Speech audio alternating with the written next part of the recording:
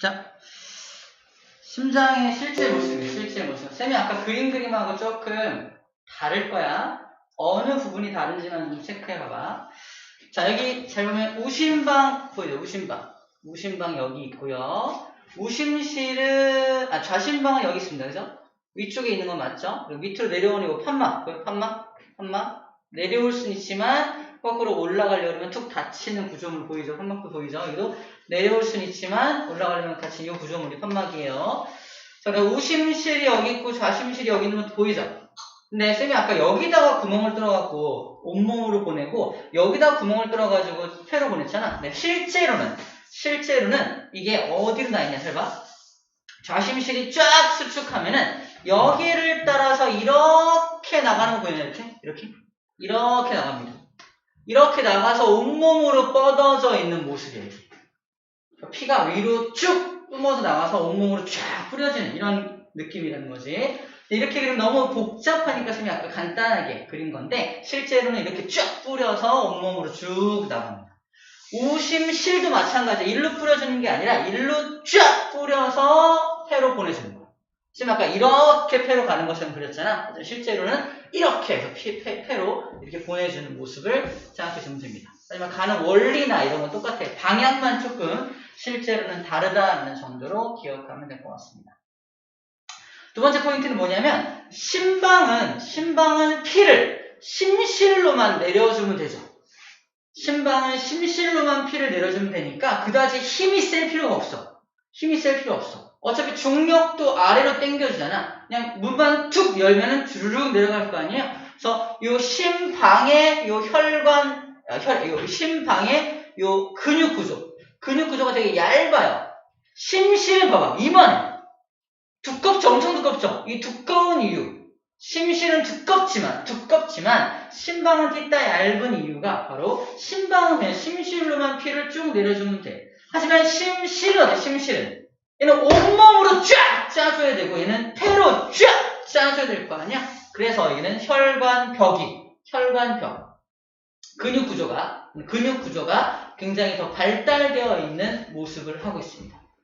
심장은 이제 심장 박동을 해야 되니까 근육으로 되어 있는데 어디가 더 많이 근육이 발달되어 있냐라는 걸 물어봤을 때 심방보다는 심실이 훨씬 더 근육이 발달되어 있어야 온몸으로 뿌려주고 폐로 보내줄 수 있을 거 아니야. 저희가 두꺼운 이유에 대해서도 우리가 그래서 두꺼운 거야 라고 알고 있으면 됩니다.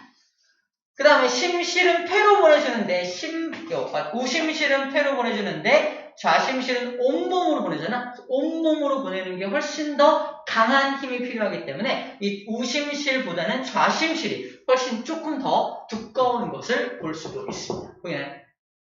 오케이.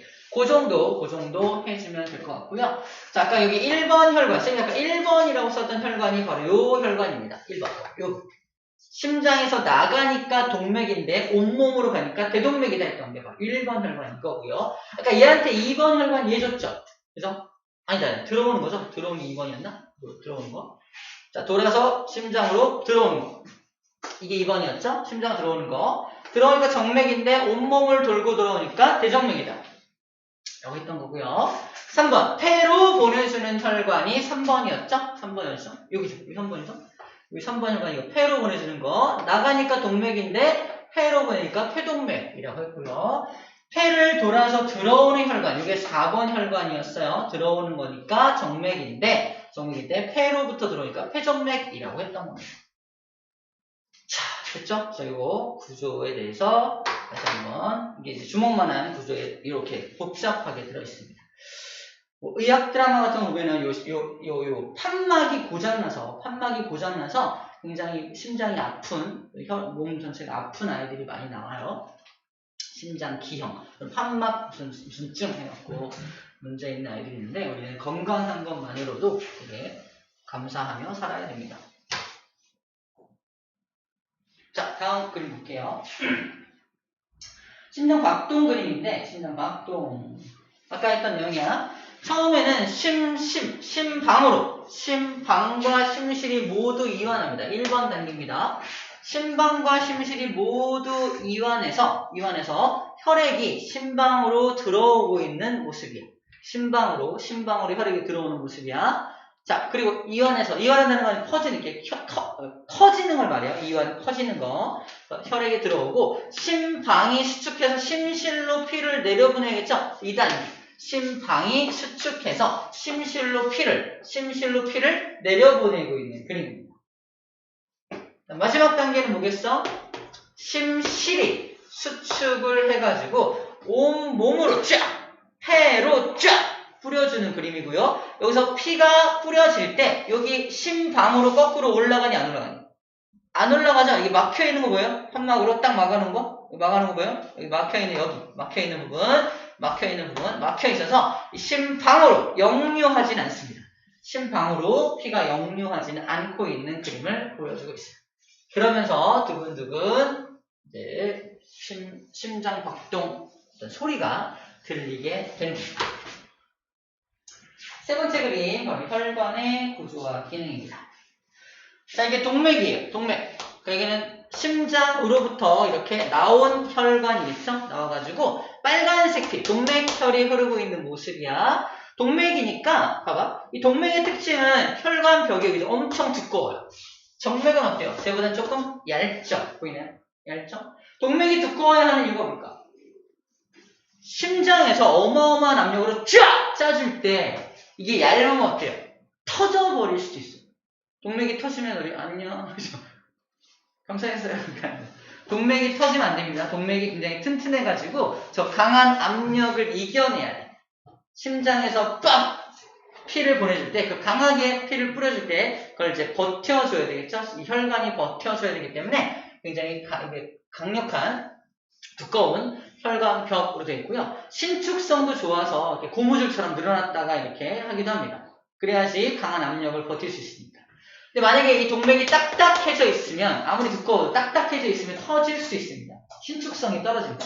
그것이 그 유명한 동맥경화예요. 동맥경화라는 말이 뭐냐면 경자가 굳을 경자예요. 동맥이 굳었어. 콜레스테롤이나 이런 지방성 음식을 많이 먹어서 이 안에 그 지방이 껴가지고 동맥이 같이 딱딱해진 거야. 그런 경우에 심장의 강한 압력으로 혈관이 터질 수도 있습니다. 굉장히 우리 주변에 굉장히 많은 질병들이 있는데 그 혈관과 또는 순환과 관련된 질병들 몇 개를 소개해 주는 중이에요. 우리가 기억하고 이해해야 될 건 뭐냐? 동맥이 정맥보다 두꺼운 이유가 뭐냐? 설명해봐라. 그러면 심실에서, 이 심장의 심실에서 강한 압력으로 피를 쫙 뿌렸을 때 그것을 버텨야 하기 때문에 동맥이 훨씬 더 두껍다라고 해주면 됩니다. 정맥은 다 심장으로 들어가는 혈관이라 그다지 압력이 크지가 않아. 그 강한 압력이 없기 때문에 혈관벽이 두꺼울 필요는 없습니다. 두 번째, 동맥과 정맥은 그래도 이런 어떤 두께를 가지고 어느 정도 두께를 갖고 있기 때문에 이 옆에 세포가 붙어서 야, 너 나한테 물질 좀 줘. 그럼 줄까 못 줄까? 못 줘요. 물질을 줄 수 없어. 우리 이 혈관 속에는 혈액이 흐르잖아. 혈액 속에는 산소도 있고 영양소도 있고 다 있잖아. 그럼 너 갖고 있는 산소, 영양소 나 좀 주면 안 돼? 하지만 동맥은 얘한테 영양소와 산소를 줄 수가 없습니다. 이 두꺼운 이 근육을 뚫고 어떻게 줘요? 말이 안 되죠? 정맥도 마찬가지야. 정맥에 붙어있는 요 세포가 야, 너 갖고 있는 영양산소에 대해서 교환 좀 하면 안 돼? 절대 못해요. 이게 두껍기 때문에. 그럼 유일하게 물질을 교환할 수 있는 혈관이 바로 얘입니다. 얘. 모세혈관이야. 모세혈관. 겁나 얇아. 엄청 얇아가지고 요 옆에 있는 세포가 야, 물질 교환 좀 하면 안 돼? 오케이! 주고 받고가 가능합니다. 유일하게 only 유일하게 얘만 물질 교환이 가능하다는 거예요. 왜? 세포막이 이 혈관이 너무 얇아서 혈관이 얇으니까 물질 교환이 가능한 거예요. 하지만 동맥과 정맥은 혈관이 두꺼워서 물질 교환이 안 됩니다. 다만 얘는 피를 날라주는 기능만 하는 거지 물질을 교환할 수는 없다는 거예요. 모세혈관이 어디냐? 바로 여기입니다. 여기가 모세혈관이에요. 우리 몸속에 실처럼 뻗어있는 아주 작은 혈관들, 모세혈관이라고 합니다. 그 모세혈관이 이렇게 되는 거예요. 그 모세혈관만 물질 교환이 가능합니다. 이게 바로 물질 교환, 모세혈관에서 물질이 교환되고 있는 모습을 그림으로 그려주고 있는 겁니다. 밑에 이제 각각 동맥과 정맥과 모세혈관에 대한 기능들이 써져 있습니다. 자, 그리고 또 특이한 거. 동맥에는 없지만 정맥에만 있는 게 또 하나 있습니다. 바로 여기는 그냥 뻥 뚫려 있죠? 뻥 뚫려 있는데 여기 봐봐. 뻥 뚫려 있지 않고 중간중간 뭐가 있습니까? 여기도 판막 있죠? 판막 있습니다. 자, 일단 생각해보자. 봐봐. 동맥은 산소를 가진 피가 만약에 온몸으로 쫙 뿌려진 우리 대동맥을 한번 생각해보자. 온몸으로 쫙 뿌려서 산소를 온몸으로 쫙 날라줬어. 발로 전달된 혈액을 한번 상상해봐. 발로 뿌리는 건 쉬워요. 왜? 중력도 아래로 당겨주니까 발 쪽으로 피를 뿌리는 건 쉽단 말이야. 심장은 여기 있잖아. 그지? 뿌리는 건 쉬워요. 그래서 산소를 다 날라주고, 모세혈관을 통해 산소를 다 날라주고 나서 이 남은 피들이 어떻게 다시 심장으로 올라올 수 있을까요? 다시 심장에서 발 쪽으로 피를 뿌렸어. 그래서 막 산소 공급했어. 고마워. 야, 피들 다시 올라와. 그래 다시 뿌리지. 피가 다시 어떻게 위로 올라오냐? 무슨 힘으로? 여러분 발마다 왼발 오른발에 하나씩 심장이 또 있나요? 말도 안 되죠. 발에는 심장이 없죠. 저기 밑에서, 그러니까 저 발 밑에서 위로 이렇게 밀어주는, 엄청 뿌려주는 그런 압력을 가진 녀석이 없단 말이야. 어떻게 피가 다시 저 위에 있는 심장까지 올라오는 거? 같은 경우에 쌤은 키가 커가지고 이 피가 올라오려면 굉장히 오래 걸리거든요. 그죠? 끄덕끄덕 해주세요. 그래서 피가 이렇게 심장까지 다시 올라오기 위한 그걸 어떻게 하냐는 건데, 바로 결론부터 말하면 우리 몸속에 있는 근육들이 그걸 도와줘. 근육들이. 예를 들어서 여기가 근육을 이렇게 움직이잖아. 근육을 움직이면은 피가 근육에 이렇게 수축하면서 혈관, 정맥에 있는 혈관에 있는 피가 근육 때문에 위로 조금 올라와. 조금. 여기 올라오잖아. 중력 때문에 다시 밑으로 떨어질 거 아니야. 그래서 떨어지지 못하게 판막이 있는 거야. 한번 올라간 피는 못 내려와. 또 옆에 이 근육이 또 수축하면 또 위로 쭉 올라가. 또 못 내려와. 그래서 꾸역꾸역 이렇게 피가 올라옵니다. 그래서 근육을 자꾸 움직여줘야 피가 자꾸 올라와서 심장까지 올라올 수 있는 거야. 이해됩니까? 이걸 옛날에는 알아서 몰랐어. 영국의 근위병들 알아요? 그 왕실 지키는 근위병들? 1시간 동안 꼼짝도 않고 서 있는 근위병들 모르는 거야. 있어요. 그 사람들이 있는데 문 앞에 딱 서갖고 진짜 꼼짝도 않고 서 있어요. 지금은 1시간만 딱 서 있고 교대합니다. 그래서 1시간마다 근위병들이 교대할 때 그 교대하는 행렬이 막 발 엄청 올리면서 엄청나게 멋있게 막 교대를 해요. 교대식을 보는 게 그 영국의 볼거리긴 한데, 옛날에는 어떻게 했냐면 3시간이건 4시간이건 한 사람이 계속 서 있었어요. 그랬더니 어떤 문제가 생겼는지 알아요? 근위병들이 죽어나가요. 갑자기 그랬다. 죽습니다. 왜 그랬을까? 3시간, 4시간 서 있으면은 밑으로 내려간 피가 올라올 수 있는 거예요. 가만히 서 있는 근육을 안 쓴다는 거잖아. 근육을 안 쓰니까 피가 못 올라오는 거야. 순환이 돼야 돼. 산소 공급이 안 되니까 이 사람은 죽게 돼. 그래서 그걸 알고 나서부터 어떻게 한 거야? 1시간마다 과도하게 근육을 써가면서 교대식을 하기로 한 거예요. 근육을 엄청 써가지고 이 사람 죽을 것 같아 할 때 교대식을 갖고 근육을 쓰게 만들어서 피를 돌게 만드는 거죠. 이해됩니까? 바로 혈액이 순환할 때 이 판막이 왜 필요한지, 정맥에는 왜 판막이 필요한지, 심장으로 돌아오는 혈관이 정맥이라며 심장으로 돌아오는 혈관이 그 정맥에는 왜 판막이 필요한지에 대한 이유에 대해서 설명을 해 준 겁니다. 아시겠죠? 또 한 가지. 자, 쌤 몸에 이렇게 아까 보여줬지만 여기 보면 파란색 피만 보이죠? 빨간색 피는 안 보이죠? 안 보이죠? 자, 그래서 정맥은 피부 근처에 분포해요. 정맥은 피부 근처에 분포하는데 동맥은 굉장히 중요하잖아. 동맥에는 산소가 풍부한 피라서 그게 굉장히 더 중요한 혈관이라고 한다면 이 몸속 더 깊은 곳에 분포합니다. 잘 안 보이는 거야. 밖에 잘 안 보이는 거야. 몸속 깊은 곳에 동맥이 분포하고요. 바깥쪽에는 정맥이 분포한다. 어디에 어떤 혈관이 분포되는지 얘기를 해주고 있는 거예요. 자, 이것도 중요합니다. 혈관 피부. 아하, 이게 되게 헷갈리는데, 제가 시험 문제 굉장히 자주 물어보는데, 첫 번째, 혈압. 압력은 누가 제일 클 것 같아? 당연히 동맥이 가장 큰 압력을 이제 버티겠죠? 동맥이 가장 큰 압력이 발생되는 곳이고, 발생이라고 해요. 동맥에 가장 큰 압력이 걸리는 곳이고, 그다음 정맥과 모세혈관이 있는데, 정맥과 모세혈관 중에 어디가 더 압력이 셀까? 모세혈관이라고 되어 있죠? 모세혈관. 약간 이런 느낌이에요. 약간 동맥에서 강한 압력으로 쫙 가다가 가지 뻗어 있는 모세혈관으로 뻗어 있는 느낌인데, 네, 아주 강한 압력으로 이렇게 나가는 느낌. 압력이 좀 강한 압력으로 이렇게 뻗어 나가는 느낌.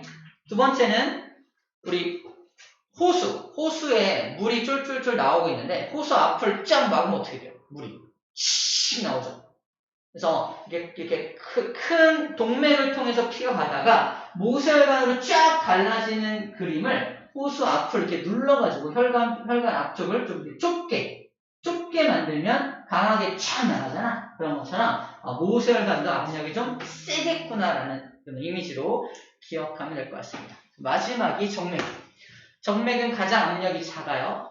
정맥이 압력이 작은 이유는 이제 아까 달 밑에 내려간 피가 다시 심장으로 돌아오는 게 어렵다고 그랬잖아. 그래서 이렇게 올라오기 힘든 게 압력이 너무 작아서 그렇고, 그 압력이 너무 작아서 올라올 수가 없으니까 근육의 도움으로 피가 올라와야 하는구나. 그걸 생각하면 누가 제일 압력이 작은지 얘기할 수 있을 겁니다. 두 번째, 혈관의 총 단면적. 이건 뭐냐면 우리 몸속에 있는 혈관, 동맥, 정맥, 모세혈관이라는 혈관들이 있는데 우리 몸속에 제일 많은 게 뭐냐는 거야. 누가 제일 많겠냐. 세포마다 뻗어 있어야 하는 모세혈관이 당연히 가장 많이 있어야 할 거고요. 동맥과 정맥 중에 누가 더 많아? 딱 봐도 그냥 정맥이 더 많지 않냐? 그치? 정맥이 더 많고 동맥은 굵은 거 하나씩만 이렇게 연결되어 있는 거예요. 제일 많은 건 모세혈관, 두 번째로 많은 건 정맥이 많고요. 마지막으로는 동맥이 세 번째로 많습니다. 그 다음 속도. 혈액이 흐르는 속도가 누가 제일 빠르냐 이건데 당연히 동맥이 제일 빠르겠죠. 압력이 세니까 빠르게 착착 할 거 아니야. 동맥이 가장 빠르게 흐르게 될 거고요. 그 다음에 생각보다 정맥이 빨라요. 이 근육의 도움으로 피가 올라온다며 여기 계속 항상 움직인다는 전제하에 근육의 도움으로 피가 올라오는 이 속도가 모세혈관으로 쫙 뻗어나가는 이 속도보다는 빠를 거라는 걸 상상하고 이미지화 시키면 됩니다. 자, 혈액의 흐르는 속도 동맥이 제일 빠르고 정맥이 그 다음 빠르고 모세혈관은 진짜 느려. 진짜 모세혈관에 흐르는 피가 천천히 흘러야지 천천히 흐르면서 물질을 교환을 할 수 있는 거거든. 빠르게 쫙 흘러가 버리면 세포야. 세포인데 모세혈관이 여기 있어. 자, 물질 교환해야 되는데 혈액이 쫙 지나가 버려. 야, 물질 교환은 이렇게 될 거야. 물질 교환을 하려면 천천히 흐르면서 물질을 충분히 교환하면서 가야 되겠죠? 가장 속도가 느린 건 모세혈관이다라고 기억해주면 될 것 같습니다. 이건 쉽죠? 혈관벽의 두께. 혈관벽이 가장 두꺼운 건 당연히 동맥이 가장 두꺼울 거고요. 그 다음 정맥, 모세혈관은 가장 얇아요. 한 겹의 세포막으로 되어 있다고 말하기도 해요. 한 겹의 세포막이라서 굉장히 얇게 되어 있습니다. 자, 이것도 많이 좀 헷갈려하는 부분이니까 꼭 잘 이미지화 시켜서 그렇게 되는 거지 라고 기억을 해줘야 됩니다. 자, 그 다음 혈액 갈게요. 혈액. 다음 짠, 혈액. 자, 혈액은 아까 정리를 했는데 우리 혈액은 대부분 이제 적혈구의 개수가 제일 많습니다. 적혈구 개수가 제일 많고요. 혈구의 수, 적혈구에서 적혈구가 제일 많고요. 그 다음 혈소판이 많고요. 백혈구의 개수는 몇 개 없습니다. 백혈구 몇 개 없어요. 근데 몸속에 염증이 생기면은 백혈구 수가 막 늘어납니다. 백혈구는 핵을 갖고 있기 때문에 스스로 분열할 수 있습니다. 세포 분열을 막 해가지고 몸속에 세균이 침입하거나 몸속에 염증이 생기거나 해서 백혈구 숫자가 더 많이 늘어나야 할 필요가 있으면은 스스로 세포 분열을 막 해가지고 백혈구 숫자를 막 늘립니다. 그래서 백혈구의 수치를 보고서 아까 얘기했죠? 백혈구 수치를 보고서 몸속에 이상이 있는지 없는지를 알 수 있다라고 했습니다. 크기는 누가 제일 크냐? 백혈구가 제일 커요. 그 다음 적혈구, 혈소판은 쪼가리니까 가장 작습니다. 됐죠? 이렇게 혈액에 혈구들을 정리했고요. 혈장은 이게 45%, 얘가 55%를 차지하게 되는데 대부분은 물이고요. 물 속에 이제 영양소, 그리고 노폐물, 그리고 이산화탄소 이런 것들을 혈장을 통해서 나릅니다. 신기한 건 산소는 적혈구가 날라준다면서, 그치? 하지만 그 산소를 주고 다시 받아오는 이산화탄소는 누가 날라준다? 혈장에서 날라줘. 혈장에서. 이 적혈구는 산소만 떨어뜨려주고 나서 그냥 가버립니다. 가버려. 적혈구는 그래서 산소만 떨어뜨리고 그냥 가버리고 이산화탄소를 받아오진 않아요. 그래서 이런 차이점이, 특이한 점들이 있죠. 그런 것만 정리하면 될 것 같습니다. 했던 내용들이고요. 자, 그리고 우리 피. 아까 산소가 풍부한 피가 빨간색, 산소가 없는 피가 파란색이라고 했는데, 산소가 풍부해지면, 산소를 공급받고 있는 그림이고요. 이건 산소를 주입세포한테 나눠주고 있는 그림인데, 얘가 뭐냐면 철이에요, 철입니다. 얘가 산소 4마리. 철에 산소가 달라붙는 거야. 다시. 적혈구가 이름이 적혈구잖아. 빨간색 혈구라는 뜻이야. 빨간색 혈구. 근데 아무 때나 빨간색이 아니라 산소가 달라붙었을 때만 적혈구는 빨간색이고, 산소를 떨어뜨려내면 다시 얘가 파란색으로 바뀌게 됩니다. 바뀌게 돼. 뭐 전체가 파란색이라보다도 어쨌든 파란색으로 바뀌게 돼. 얘는 빨간색. 이유가 뭐냐면요. 바로 요 철이 그 녀석이야. 근데 적혈구에는 철이란 녀석이 막 있습니다. 철이 포함된 구조물을 헤모글로빈이라고 하는데, 그 헤모글로빈이 원래는 철 색깔이 푸른색이야. 철 색깔이 원래 푸른빛이 도는데, 거기 산소가 퉁퉁퉁퉁 달라붙으면, 잘 들어! 철에 산소가 달라붙으면, 철이 녹슬어요. 철이 녹슨 색깔이 빨간색입니다. 철이 녹슬면 빨간색으로 바뀌어. 우리 피 색깔이 왜 빨간색이냐? 바로 우리 적혈구에 있는 철이 산소랑 달라붙어서 녹슨 색깔이 빨갛게 나타나는 겁니다. 그럼 파란 피는 뭐냐? 파란 피는 산소를 떨어뜨려주고 나면 다시 자기 철 색깔로 돌아올 거 아니야? 그래서 파란색으로 돌아오게 됩니다. 우리 혈액의 색깔이 왜 바뀌는지에 대한 이유가 여기에 그 비밀이 숨어 있다는 겁니다. 아시겠죠? 자, 그 밑에 재밌는 내용이 나오는데 또 여기 나와있죠. 고지대. 높은 지대에 사는 사람들은 산소가 부족한 곳에 살게 되거든요. 산소가 부족한 곳에 사는 사람들은 자, 높은 산에 사는 사람이에요. 높은 산에 사는 사람들은 산소가 좀 부족한 환경에 사니까 그 부족한 산소라도 최대한 활용해야 되잖아. 부족한 산소라도 몸속에서 최대한 활용해야 하기 때문에 내 몸속에 들어온 약간의 산소라도 최대한 활용하려면 적혈구 숫자가 훨씬 많아야 돼. 평상시, 평균적인 사람보다 고지대 사는 사람들은 저 적은 산소라도 최대한 활용해야 되니까 자기 몸속에 적혈구 숫자가 훨씬 더 많습니다.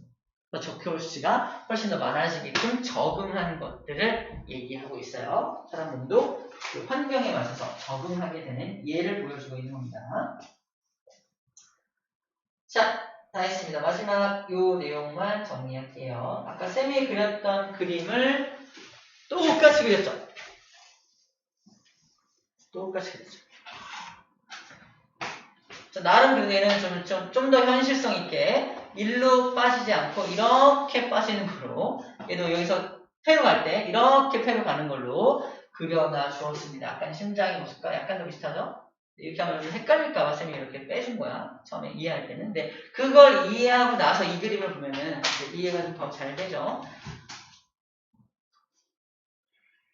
자, 순환은 두 종류가 있는데 첫 번째가 폐순환과 온몸순환 두 가지가 있는데요. 다른 건 없고 심장을 기준으로 자, 심장 여기 1번이야. 심장에서 나왔어. 온몸 돌았어.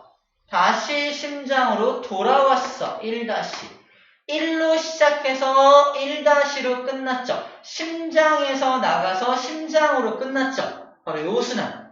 1로 시작해서 1-로 끝난 요 순환이 온몸을 도는 순환이기 때문에 온몸 순환이라고 불러주는 겁니다. 정리하면 좌심실, 대동맥, 온몸의 모세혈관, 대정맥, 우심방. 그죠? 여기서 이겁니다. 여기 바로 그 얘기예요. 1번에서 시작해서 1-로 돌아오는 걸 텍스트로 글자로 쓰다 보니까 길어진 건데 바로 요 그림으로 기억하면 됩니다. 두 번째 2번. 2번에서 시작해서 자 우심실이죠. 우심실, 폐동맥, 그 다음에 폐정맥, 좌심방. 그죠? 이렇게 돌아오는 거. 2-로 돌아오는 요 순환이 폐를 중심으로 도는 순환이기 때문에 이걸 폐순환이라고 불러줍니다. 폐순환이에요. 우심실, 폐동맥, 모세혈관, 폐정맥, 좌심방까지. 이 그림 통해서 이렇게 한 바퀴 도는 게 온몸순환, 이렇게 한 바퀴 도는 게 폐순환이구나 라는 정도로 기억하면 되겠습니다. 자, 힘들었죠? 밑에 개념 확인 퀴즈가 1, 2, 3, 4번 있어요. 거기 네모칸 좀 채워볼게요. 개념 확인 퀴즈 풀어봅시다.